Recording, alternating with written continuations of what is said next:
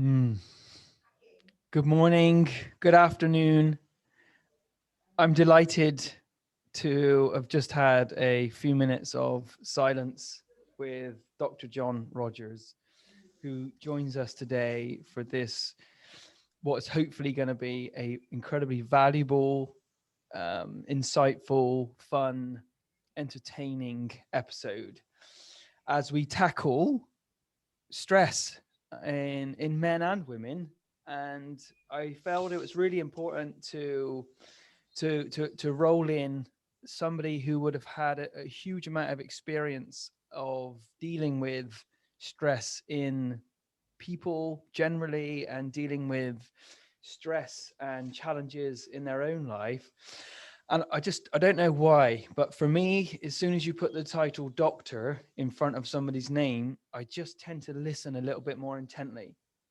And I know John has wrestled with using that and letting go of that, and we'll find a bit more about what that has meant to him and the drawbacks and the benefits that come with that. But this is a gift to you listeners to tune in and hear from somebody who has a lot of experience in the field of mental, emotional, and physical health, actually, in his career and his lifetime. I adore this guy. He is just literally one in a million. And we're delighted to have Dr. John Rogers here today. John, how are you? I'm well, thanks, Ben. Yeah, it's good to be here. I love your descriptions. You love that. Yeah. One in a million. Yeah, I'll go with that. Yeah, you'll take that, right? I'll accept that. Yeah.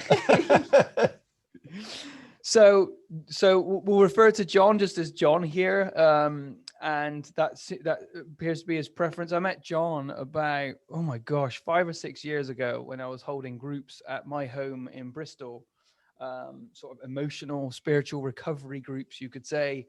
And it was held in a very similar environment to this pine shack we had then, and we actually called it the Love Shack. But all above board kind of stuff, just people looking to recover from a life of emotional suppression and internal turmoil.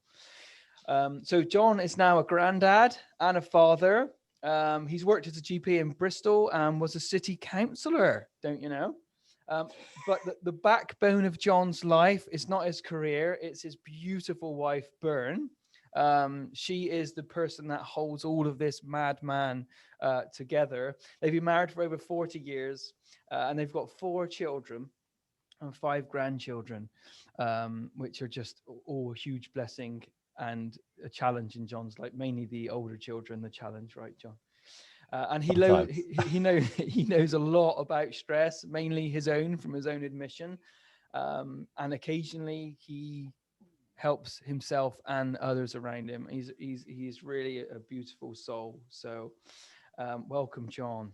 So let's kick off, John. Can you give us a background of where you grew up? Um, yeah, a bit of a whistle stop tour of how we have got here now. Pick whatever points you feel are helpful for us to hear about you. Okay. Well, I was one of 4 boys. I was born in Purley, Surrey, South Croydon, South Londoner. I was at school, worked very hard, very conscientious, a bit of a swot. Um, Ended up at Bristol University in 1973 to do medicine because I thought medicine looked cool, medicine looked good. I'd seen Doctor in the House, and it sort of, they seemed to have a lot of fun, and it was, and I wanted fun. I wanted to basically enjoy myself. And I learned that studying medicine is like doing 5 A levels every year for 5 years. It's basically really hard work. It's a slog. And I learned that if you did it, worked hard, you could get things right. And if you miss things, you could get things wrong. And the consequences of getting things wrong were, could be fatal. So it was, I realized I had to do this right. And I got more and more concerned about, getting it right. But that's to come. But I met this wonderful nurse called Byrne. She came to a party here in Bristol, and a teacher friend of mine was there. I came round to this party and met this wonderful woman, wonderful young woman, and we danced and we had a great time at the party on the Saturday night. And the Sunday morning, I went round with coffee and croissant to see if she was there. Smoothie. And then walked her down to the Bristol bus station so she could go back to her nursing in Cambridge. And the following weekend, I hitchhiked to Cambridge and managed to find her in one of the 7 nursing homes. I had no idea where she was. So I had these guys from the porter was phoning round, all the different nursing homes to find out where she was. Yeah, right. And then finally, you could, after someone had gone up 4 flights of stairs to get Bern from her room, they found that this conversation went, yeah, I've got John Rogers with me. John Rogers. Obviously, she had no clue who I was. And he said, well, what shall I do with him then? And this was in front of about 4 or 5 people who had sort of by this time formed a queue behind the porter's desk. So anyway, that was our start. And and she accepted my offer of marriage another 9 months later. And we've been married now since 1978. And she's stuck with me through all thick and thin. And as you say, a remarkable woman. We've got 4 children. They're all grown up now. The oldest is 40 and 40, 38, 36 and 34, something like that, 32. I've got 5 grandchildren, another one on the way. And I'm really proud of my children. But I wasn't a great dad. You think, I talk with this confidence about it, but I was a workaholic. I was so worried about making a mistake. I was worried about the patients that I saw. I felt totally responsible for the 2,500 people that were on my personal list. I was also responsible for the other 4,500 people, my partners. And if I'd seen someone at 4 o'clock in the afternoon, I could sometimes wake up at 2 a.m. thinking, oh God, I missed that, or I did that wrong, or oh, I better. And literally what that ended up doing was meaning that I felt stressed and anxious all the time. I didn't know that that's what was wrong. I just thought that was normal. I thought everybody was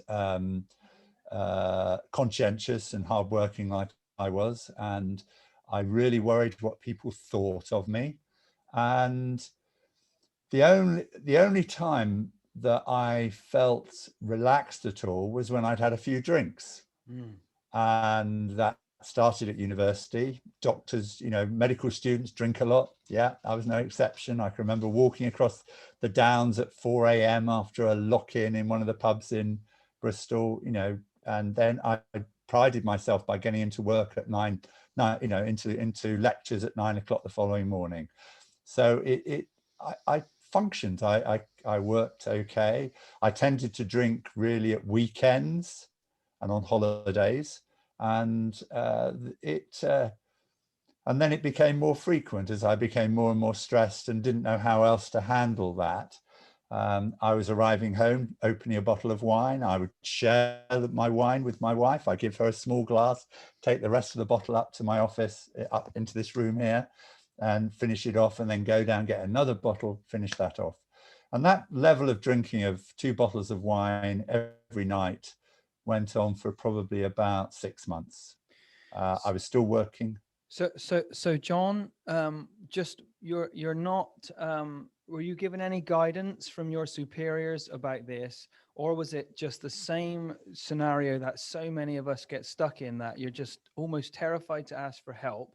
There's almost some kind of pride that comes from how busy you are. When someone says, can you help me with this or that? I just can't, I'm just so busy, almost delighted to say that back. Yeah. And you're being eaten alive from the inside and out.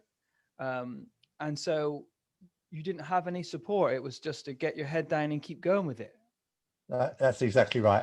I had no idea that this was a problem. I thought I was just coping as best I could with life. And if someone had asked me whether I was drinking too much, I'd have said, no, no, no, no. I even kidded myself. I was only drinking, a couple of glasses of wine a night, and there were 2 bottles there every day. So that was how I was dealing with the stress. That was how I was dealing with the stress. It came to a head one night, and I was in a pub boasting because I needed to build myself up, boasting to doctor colleagues about how clever I'd been. And I had this, I went back, slept, and woke up at 4 a.m. Saturday, the 17th of January, 2004. So it's a while ago now. Wow. But that Saturday morning, 4 a.m., I woke up and I just had to get help. I basically just knew I was in floods of tears. I knew that I was in danger of losing everything. And I phoned a 12-step recovery AA, in Bristol. And that eventually, after I rang, the call was supposed to be 24 hours, and it was just ringing and ringing and ringing. And eventually, this woman answered the phone. She said, hello. And I said, I'm so sorry. I've phoned the wrong number. And she said, no, pet, this is Alcoholics Anonymous. How can I help you? And I thought, well, I'm not an alcoholic, but I just cried and sobbed my way to this woman. And at the end, she said, would you like me to give someone to give you a call in the morning? And I said, oh, yes, please. And that was my introduction to this 12-step process. And that was now, 17 years ago. And I learned from that point on that there was other ways of dealing with stress than drinking. And that, even though I had been telling patients for years who came in stressed, how much do you drink? And, you mustn't drink too much. I was giving this advice myself, but I was completely blind to the problem in myself. I just thought I had to deal with it that way. And as you've said, John, at this point, not at any point did you stop and say, I'm feeling under so much pressure here, almost there's something wrong. It took for you to literally reach rock bottom with that level of stress and pressure. And even the amount of alcohol you were consuming, you didn't, you just had to look around you at your peers and colleagues. It was commonplace. Everybody's having a drink. It's just taking the edge off. There's nothing wrong here. And you wouldn't have said out loud, well, I basically drink every night because it just takes the pressure off of my horrible day I've got coming up tomorrow. You wouldn't have put that sentence together. So essentially you were innocently blind to the consequences of the stress that you were under in life. Is that fair to say? It's absolutely fair to say that the idea, I was really resistant to asking for help. I felt that as a doctor, I should be helping other people, and that I shouldn't be asking for help, even though help is always offered. They sort of say there's various schemes, but I thought, no, I can cope. And that process, which went on for 20 years. I was not drinking as much as I did in those last 6 months. But I stopped. I realized, I was told that it was possible not to drink, and I didn't realize that. I thought that I just had a problem with drink, and it was, that was the problem.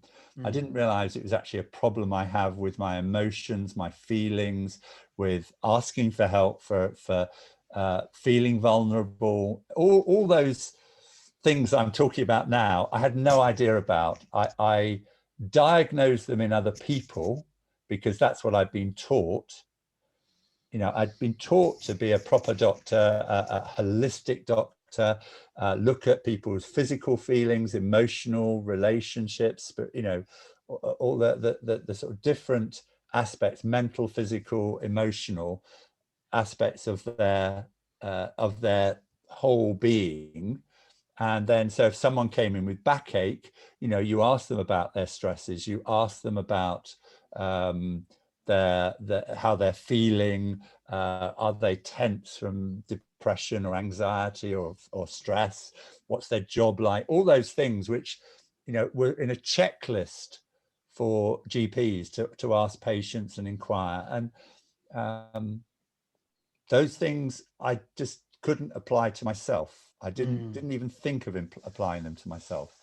So that awakening, that literally that moment of asking for help and getting this most amazing help offered freely, and it has transformed my life. It's made me realize that stress is something which is optional. Stress is not, you don't have to be stressed. I can choose to be stressed, and I still, we'll perhaps talk about some of the examples where I still get stressed, but at least now I recognize, oh, I'm feeling stressed.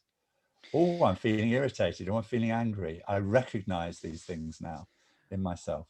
So, just so interesting to hear your story, John. And just going to just tag into a minute any residual childhood trauma or stress that you might have carried with you into later life, because just getting the sense that there was already an early level of expectation that other people had of you, or you had of yourself, to be this superhuman person, hold it all together for everybody. 2,500 patients on your books, 4,500 if you include your partner as well. Yeah, can you just share? Is there anything you've learned from your childhood that has contributed to this huge amount of stress you were under later in life? Yeah, I think, I mean, looking back, I had wonderful parents. They were, my father worked very, very hard. He was often traveling around the world. He was a corrosion specialist for Shell Oil Company. So he was basically involved in making sure that oil refineries and pipelines didn't rust. That was his specialist subject. And he used to go all over, to Brunei and to Saudi Arabia and so on, all over the world. And it was a Dutch company as well, so he was often in Holland. So he was often absent, and so I modelled myself on him. He was a very hardworking man. My mother was a maths teacher, and felt that she probably could have done more. She felt a little bit dissatisfied. She felt that she hadn't, she should have been able to go to university, that, there was, and she wanted the best for her children. She really wanted her children to succeed. So she put huge encouragement, and she was so enthusiastic about whenever we did something right. And she was so upset when we did something wrong. So she literally guided me to be the best academic person I could possibly be. So if I got an A at maths and came home and showed her my report, she said, "Oh, that's brilliant, but you could have got an A star. What stopped you getting an A star?" She was, it was sort of, I have such high hopes of you that you can do even better than this. And that was the message, is always, I could do better. And so even my success at O levels, A levels, university, everything there was this feeling that I could do better. And it was all in the mind. Everything was all about thinking. It was all about getting the right answer. Emotions bad, mind good.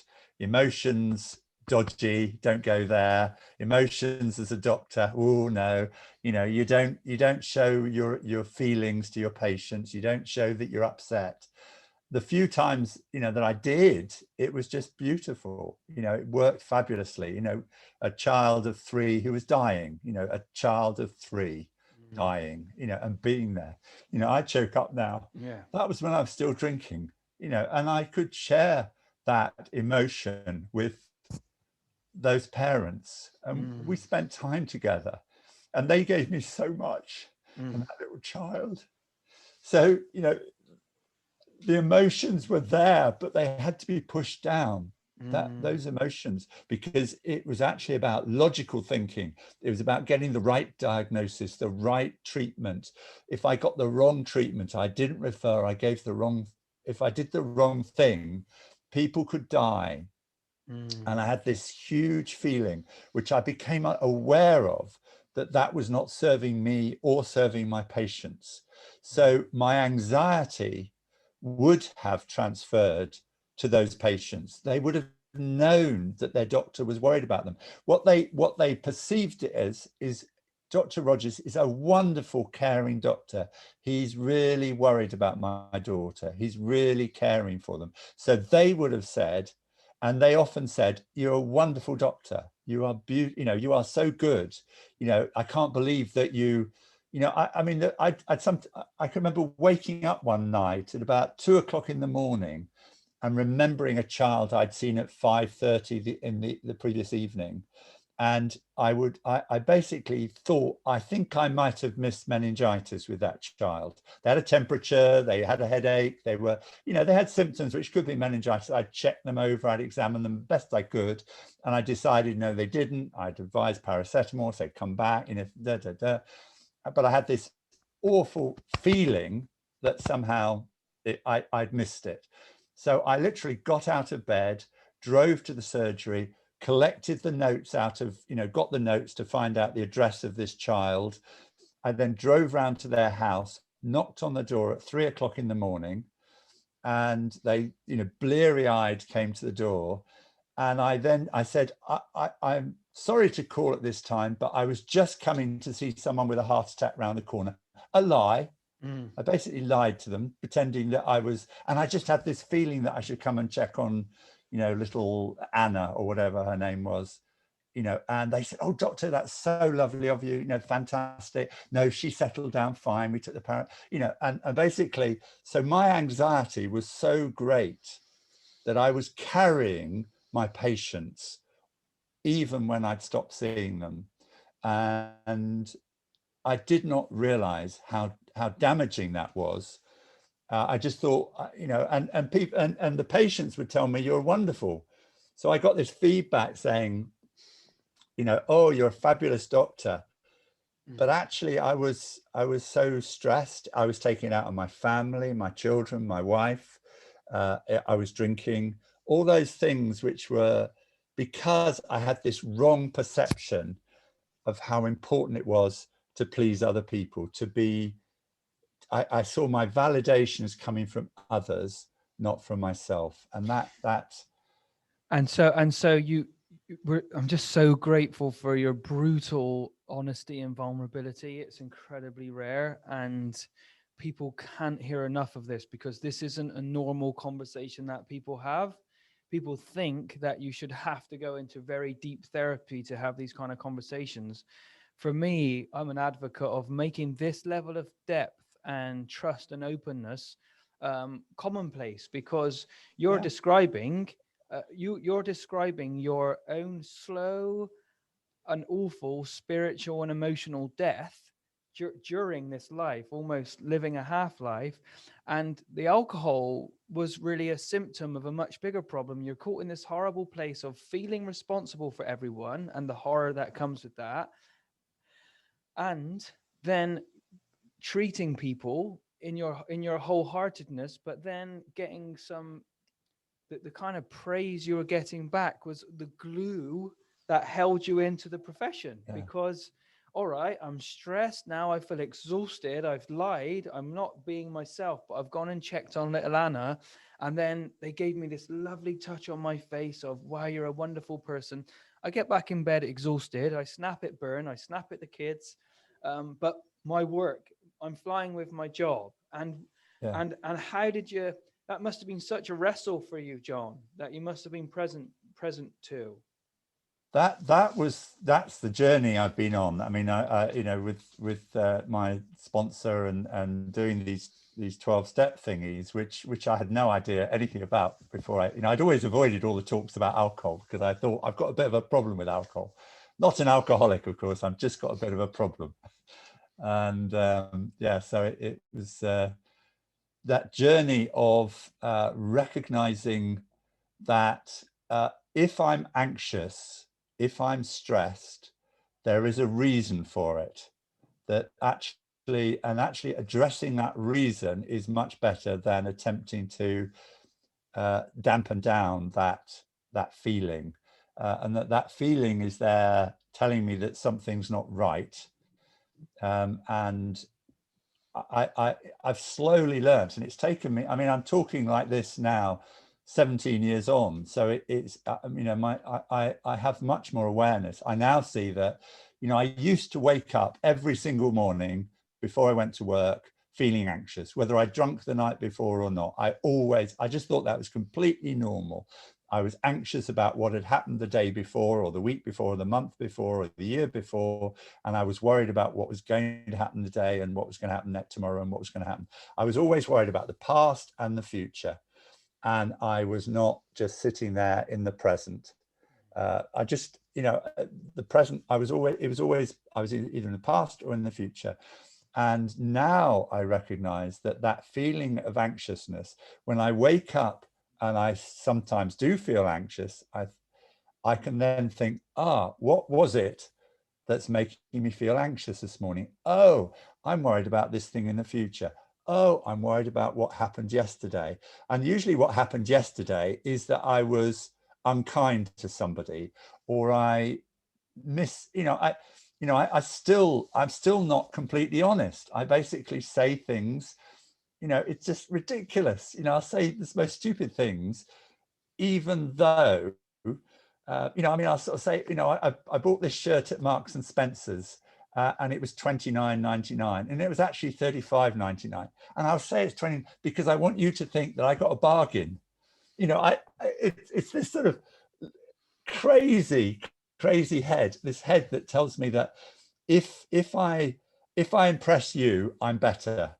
And the basic, what I'm learning through this program, and some of the things that we talked together, a year or so back, I'm learning that I am enough, that actually I've got this crazy head, I've got this crazy body, I've got these crazy feelings. None of them make sense to me, and I don't need to make sense to me. All I need to do is just to acknowledge them and welcome them and love them.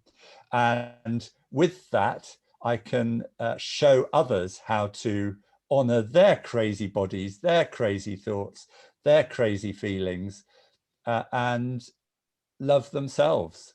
And one of the biggest changes I realized, literally, I think it must have been about a year into this journey, I suddenly realized that I was looking people in the eyes. I was looking them in the eyes. I wasn't looking down thinking I was embarrassed, or looking over them thinking I was better than them, because that's what previously I'd felt, either that I had to be better than them, I had to show myself as being really big myself up, or I was basically just worthless and useless. So that I call that right sizing, being actually, and now it's just great because I enjoy looking in other people's eyes. I'm looking in your eyes right now, and it's just, it's fine. It's I'm no better and no worse than you, and John, that's saying something. you've just really taken us into the core here, and I'm hoping that the regular listeners can hear a theme developing. So you've named I'm enough, right? And the symptom of everything you described was pointing to a wound that said I'm not enough. Actually, I feel like I'm not enough unless I. And for some other people, it might feel like I just don't matter to anybody ever.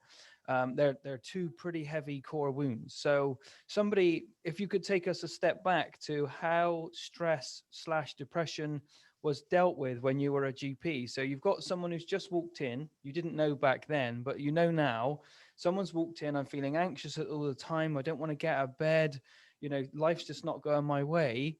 So you've just had someone walk into the surgery who basically feels nothing they ever do is good enough, right? So you could argue, not entirely, but it's predominantly an emotional and spiritual issue.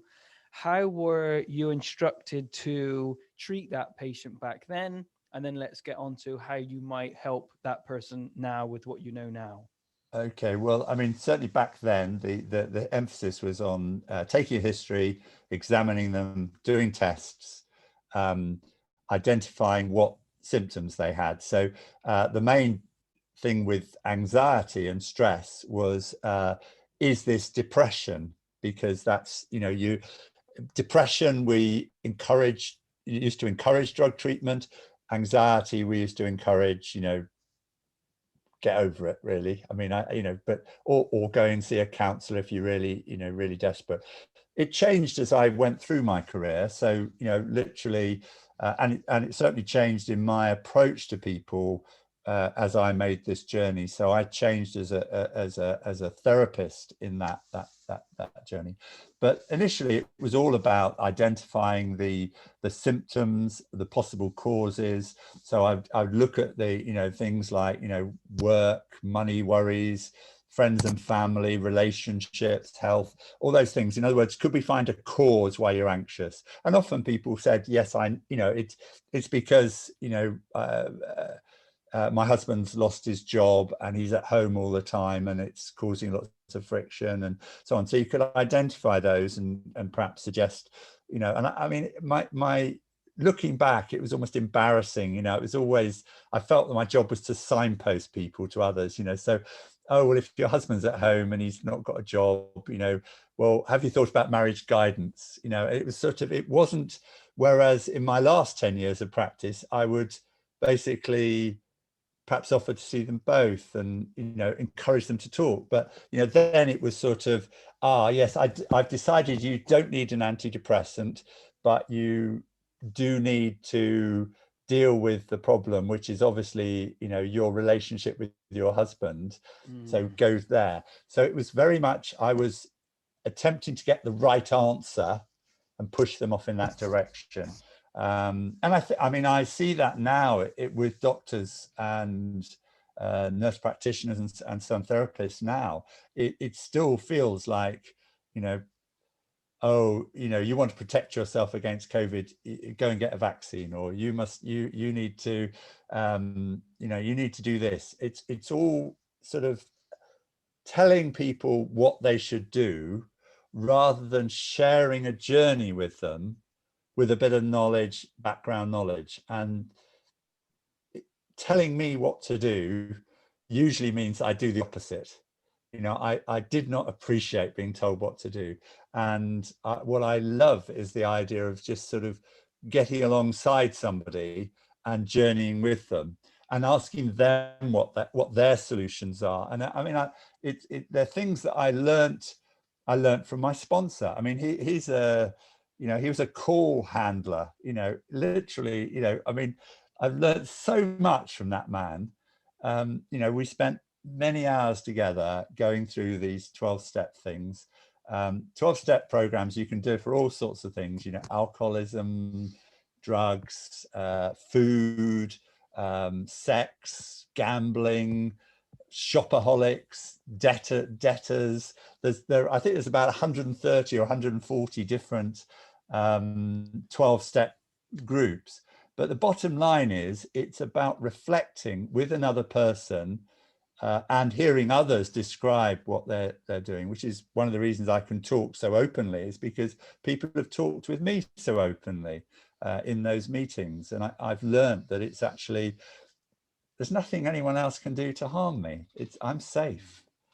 It's. And just a couple of notes here, John. So first of all, there's a disclaimer for the podcast interview that if you get a sense that you need to go and see your GP, absolutely go and see them. Yeah.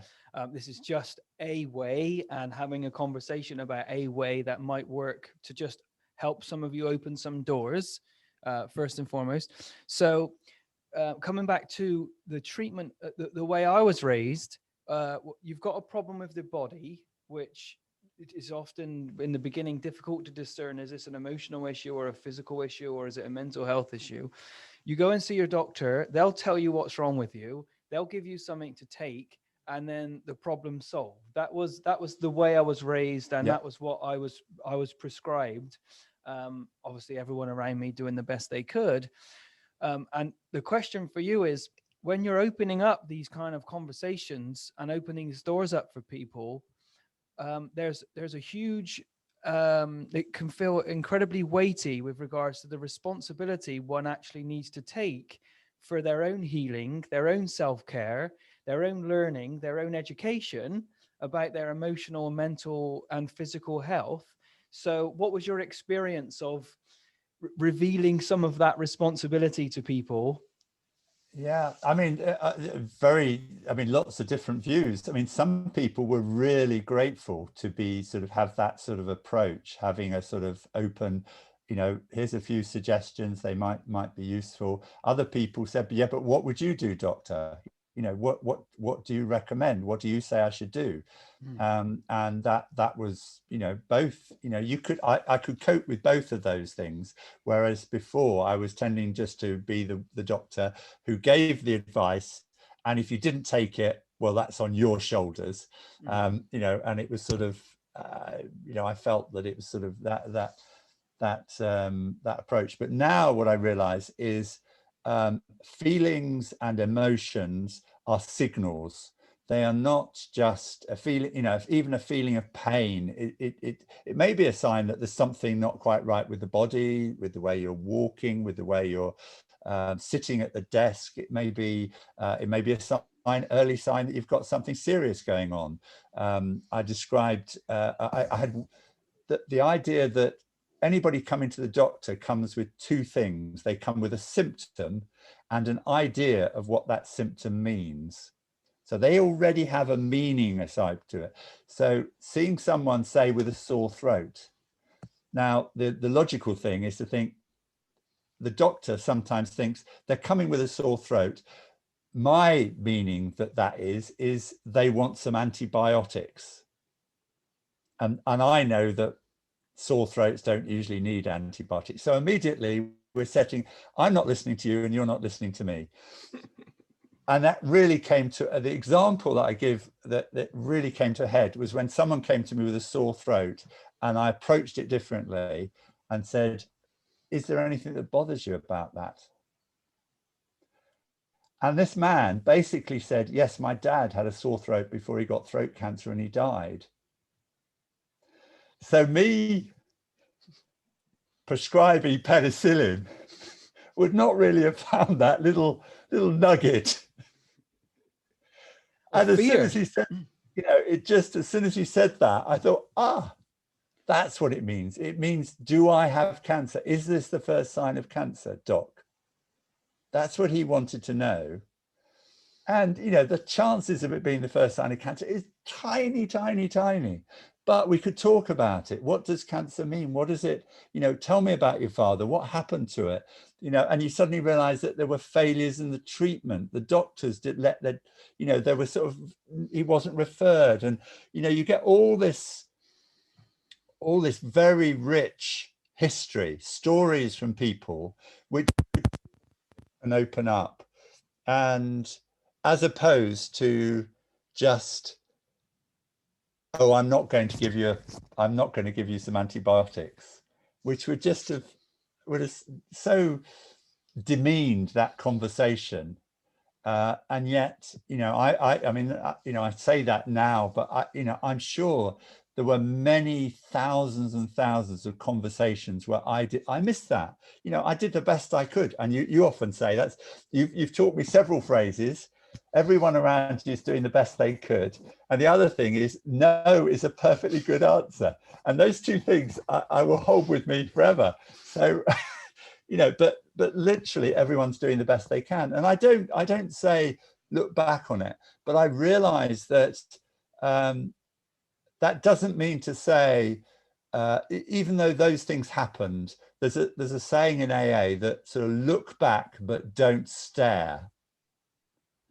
Just look back at what you did, but don't stare at it. It's happened, but just, pick up what's about it. And it's become very, very important for me at the moment, because this last year has been stunningly different. I mean, I've just seen it as frightening, a gift, a joy, a horror. John, can I Things. just before we hop onto that foot, which is so important, I just want to name fear as a huge fear / anxiety being a huge internal issue for people.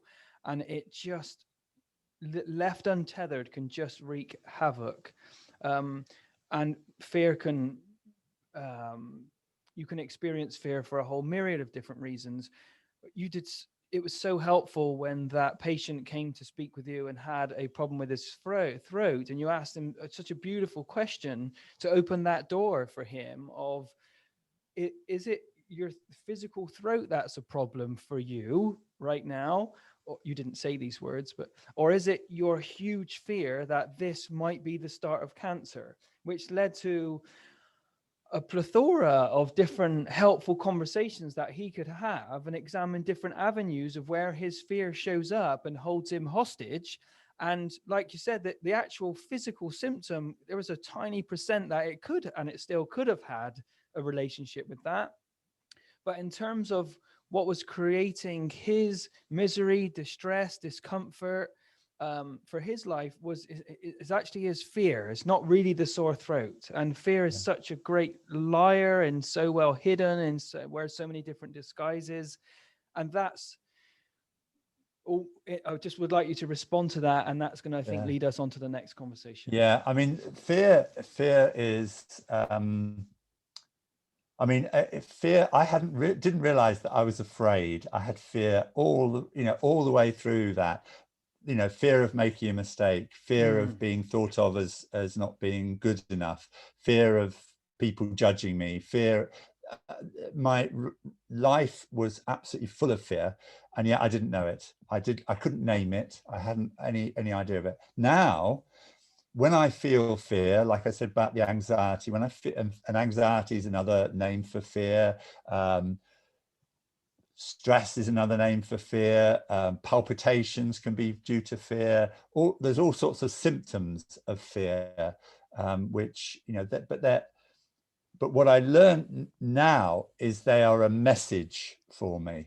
So those feelings, any fear-like feelings, any anger, any resentment, all of these things are a sign to me that something's not right with me. And that's been a real revelation, because it transforms fear. Fear for me is no longer a frightening and overwhelming sensation which I didn't even know was there.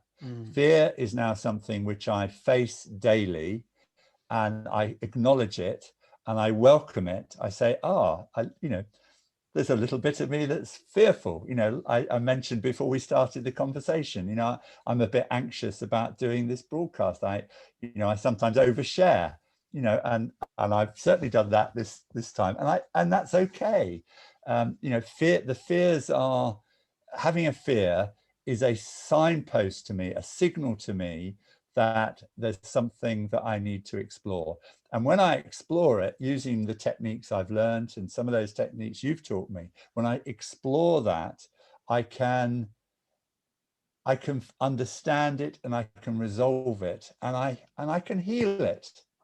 And it's healing myself. It's just fascinating, that different approach from seeing that the world outside me is awful and I've got to protect myself from it, and seeing that the world outside me is just reflecting my own thoughts. And we all look at this world at the moment and we all see it in a different way, and that is beautiful. But it actually it just highlights how we are ourselves in ourselves.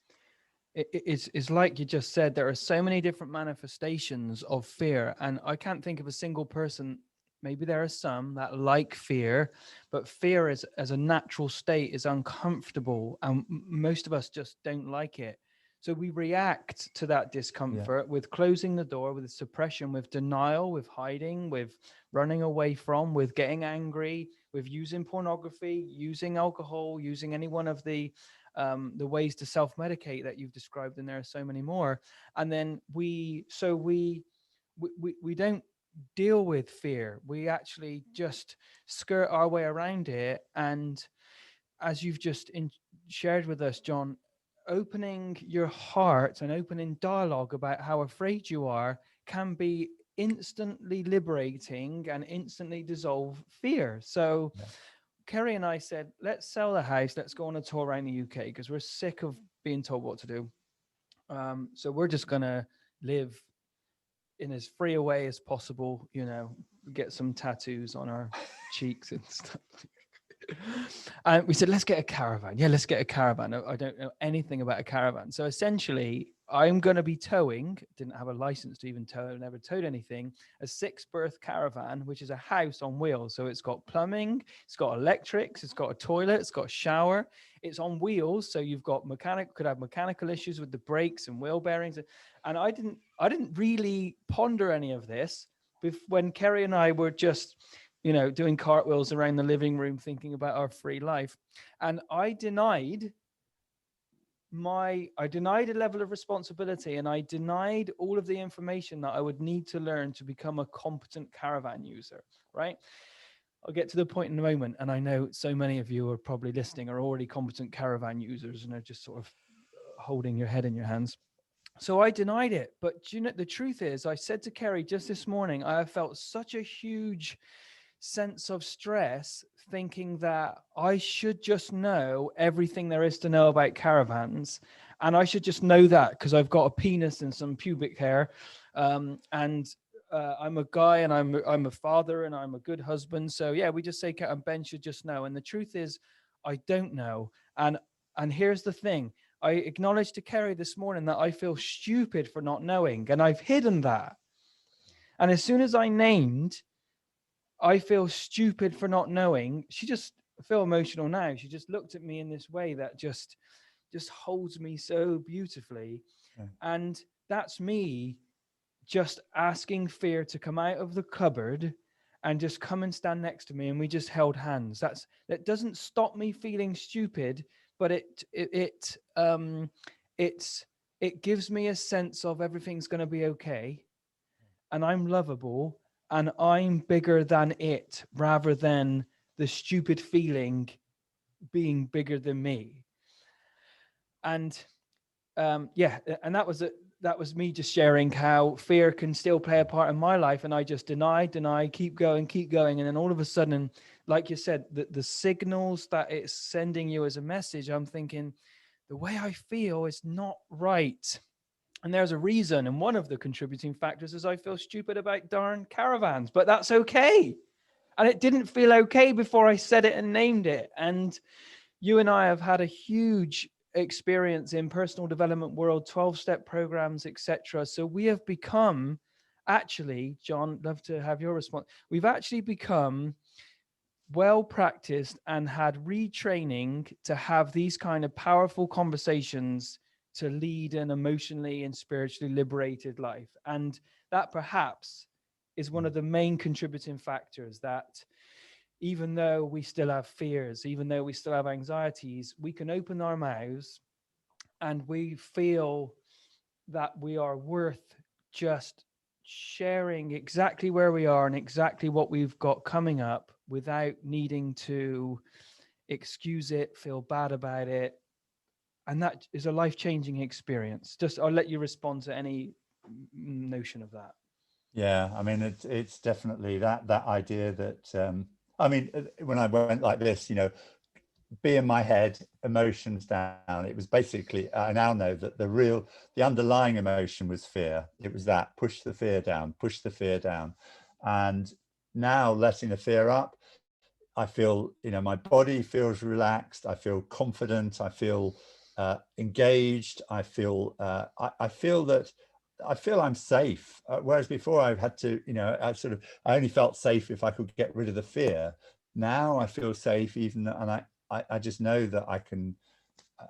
Life is okay, and the last year has, I think, meant that everybody is now in a situation where their fear has come to the surface, and this, and I think people, there's different fears. There's fear, people obviously feared of COVID as a virus. They've thought that they've had all the messages about numbers of deaths and certainly when it first started, I was put back on the medical register. I volunteered to, help out. I thought we were going to have, 4 or 5% death rate, which is what we were being reported. And, 1 in 20 of my friends were going to die at the end of this. I thought it was going to be an absolute carnage. And, I just thought, well, I'll do whatever I can. And then it slowly went on, and it wasn't 1 in 20, it was 1 in 200, and possibly less than that. And it was it just didn't make sense to me. So I've and certainly when they said we all have to wear masks, you must wear a mask, I thought, well, why should I wear a mask? I know from 40 years of being a GP that masks don't help in in a virus. They're far too, if you want to protect yourself, if you've got a patient with Ebola, a really nasty virus where you get sort of 40 or 50% mortality rate, I will not be wearing a paper mask with that patient with Ebola. I will have a respirator. I will be breathing air that's taken from 50 yards away, and I won't have any of that patient's breath in me at all.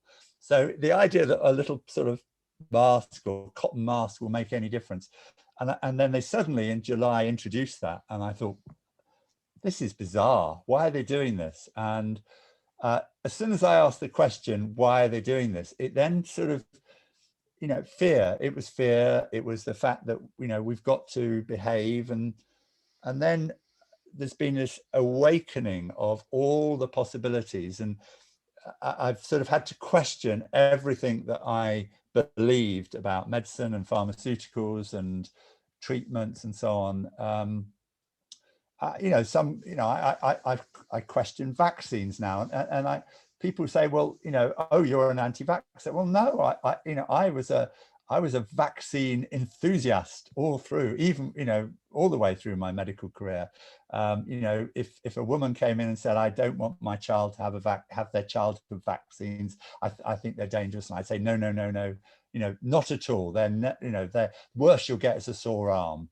Actually, I was denying the fact that there could occasionally, they were rare, but I wasn't admitting to it. And unlike ordinary drugs, where I would say there are pros and cons, and we go through it with the patient, there'd be informed consent about it. For some reason or other, I had this idea that vaccines were always safe and always effective. And that must have been drilled into me from my medical school. I just had this view.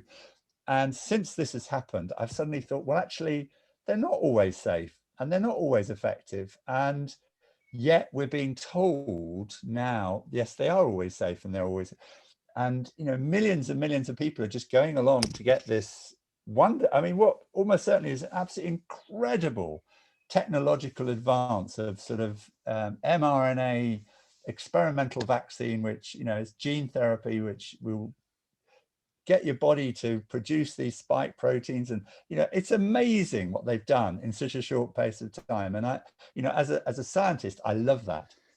And to just I only want to spend a few more minutes on this, just because we've touched on this subject.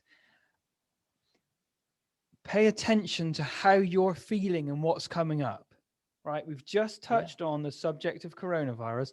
We've been touching on the subject of fear. Now we're moving into territory that is very sensitive from person to person. We are not telling you what to do here. I am telling you to be aware of what's coming up for you and listen to it, because it's very likely it could be giving you some really helpful information about your levels of fear, anxiety, and it's not due to the topic. It's already in there. And so as you're listening to John, just tune into that. How am I feeling in my hands and in my heart? And what's happened to my breathing? Am I still present, or have I started futurizing and catastrophizing? Have I started to judge John and his opinion and his outlook? Is he right? Am I wrong? Just slow down. Everything's going to be okay. And John, back to you. Yeah, and just breathe. It's so I mean, that lovely, the idea. So so I'm now in a situation where I'm questioning everything, and it feels really good. It doesn't and I just think the idea, I've been on this journey of starting to acknowledge my feelings and then question my feelings about what they mean for me. I've now gone on to a journey of questioning my medical training in aspects of it. I've gone on to feeling about questioning how I turn up in the world. What do I do? What do I say? I've started doing videos. There was fear. I literally, I'd been on a protest. I'd been on a lockdown protest in London, and I basically, peace. I went to this thing back in November, and it was lovely. It was great. I mean, it was a bit intimidating with the police and so on because we weren't supposed to be there. But frankly, I felt okay. But about 4 days later, Thursday morning, I woke up with a cough, and I thought, this just serves me right. Everybody has said that, if you go with all these thousands of people without masks on, you are going to get coronavirus. And I thought, mind and body said, no, that's impossible. And then I woke up with a cough, and I thought, actually, not only have I got a cough, but this is the first stage of my death in 3 weeks' time. I'm going to die in 3 weeks' time on a respirator, and everybody will say, it serves you right for going on this protest. And I thought, now I need to actually let people know that I still don't regret going on this protest. I know that it was the right thing to do. And even if I die as a result of it, it does not matter. It does not matter. So I thought, well, what can I do about this? So I came in this office, and I did my first Facebook Live at 6:30 on that Thursday morning. And I basically said, I've got a cough and things. And I chatted to a bloke afterwards, and he said, I heard that, and I prayed for you. And I said, well, what happened is I stopped coughing. It just went. Literally, I ran 5K that afternoon. I basically felt completely fit. And I wasn't allowed to have a COVID test because I didn't meet the criteria of a continuous cough. It had just been for a few minutes on that morning. And my mind had told me that this was the start of COVID, and it may have been, I don't know. But someone prayed for me. I don't know whether that's what made a difference. But and now I've done 91 videos so far. They're on Facebook. If you find me, they're public. They're just my thoughts. They're not medical advice at all. They're just thoughts, and they engender discussion. So but of course I didn't die, and I haven't got COVID, and it's been a real journey. John, I've been watching your journey unfold, and I just have to honor and acknowledge, and it's been privileged to watch you transform and to watch transformation occur in you with regards to what you're able to hold for many people that aren't able to hold it. And what I've written here is on the back of your question everything, and you say that with such enthusiasm, and that's a challenging place for people to be, because it's actually the most spiritually, the emotionally liberating place to be as a result of being afraid. How we want to manage our fear and anxiety and stress is we demand safety and certainty, because we just don't know. We're not taught how to handle that in our family training. Everyone around us is doing the best they can. We can't handle that uncertainty. So literally, like child logic, we say this situation is uncontrollable. Here's one solution. Just one solution is a vaccine. It's just one. There are a ton, but here's one solution that helps me restore this craziness that has been called my life, and I dare say that that is making a huge contribution to people being wanting and desperate to get the vaccination. Because they're wanting to control their fear. Of course, there is predominantly part of them that wants the vaccine to actually work. Like, hey, yeah, of course, duh. I've just seen that relationship and how we are, how we can so easily live in insanity when we feel that our sense of safety and certainty has been taken away. And what you are offering and suggesting is a place of sanity, not from forcing and demanding safety, but of answering new questions. Yeah. Answering new questions, being willing and courageous enough to stand in uncertainty for as long as you can manage, like an ice cold shower or an ice cold bath. So, John, last question for you. I've got a couple of quick fire questions for you. What is your number one stress relieving suggestion for people listening, knowing what you know? A walk in nature with deep and lots of deep breaths, and thank yourself and thank your body. Gratitude. Okay, got some quick fire questions for you. Mask or no mask? No mask. Love or fear? Love every time. Hug or 2 meter social distance? Oh, hug. Naked at home or fully clothed at home? Oh, naked at home. Protest in London or stay at home? Yeah, protest in London or in Bristol. I think we've got Bristol one coming up in a week's time. Or the stand in the park.